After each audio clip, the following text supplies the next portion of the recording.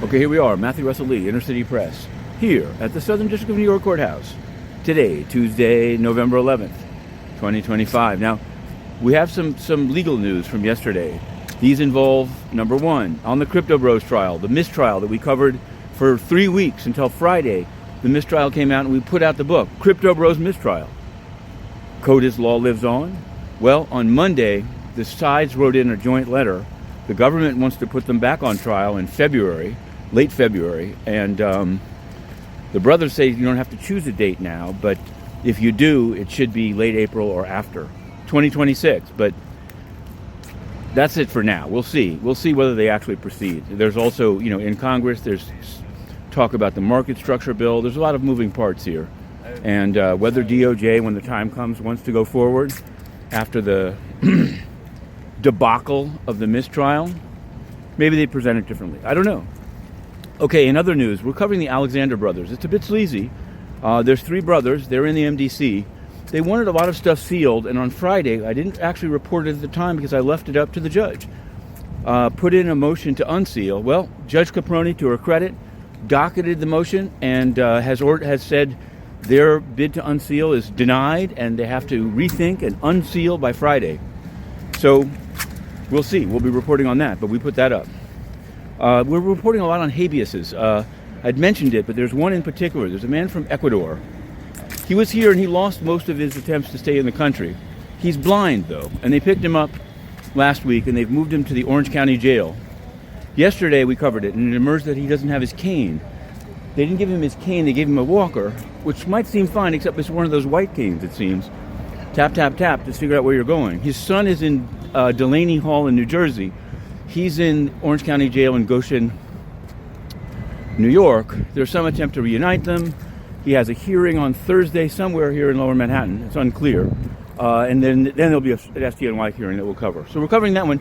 On the other hand, we've discovered some habeases that are a little, to me, they're either dubious or formulaic. So we're going to be reporting on those as well. That's how it goes. We've made the turn, and we're going to go financial. And here's what we'll say about the financial world. Yesterday, Fifth Third Bank.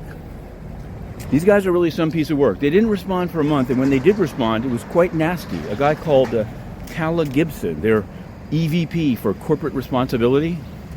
I don't know how much he knows about the CRA, given his response. Well, we've responded, and we've also upped the ante. We probably wouldn't have done it otherwise, but took a closer look at the application. It turns out that they need approvals, or at least they are notifying regulators in at least 5 states. So we've raised the issues to them. This is banks can choose how to respond. They can choose how to respond.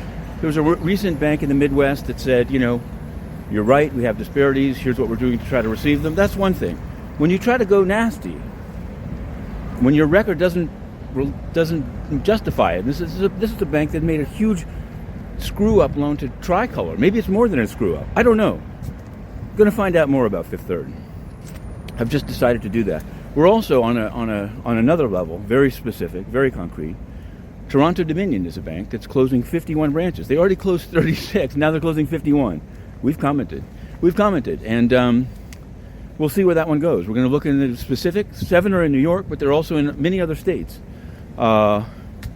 This is a bank that was actually, had a merger block because of money laundering. Not sure it's the right time to be shutting it all down, so we're checking it out. Meanwhile, on the United Nations front, we've had a whole series on South Sudan. And I bring that up because this morning, in a few short moments, there's a meeting of the Security Council inside the United Nations that we're banned from entering, despite having the best reports on South Sudan and other countries on South Sudan.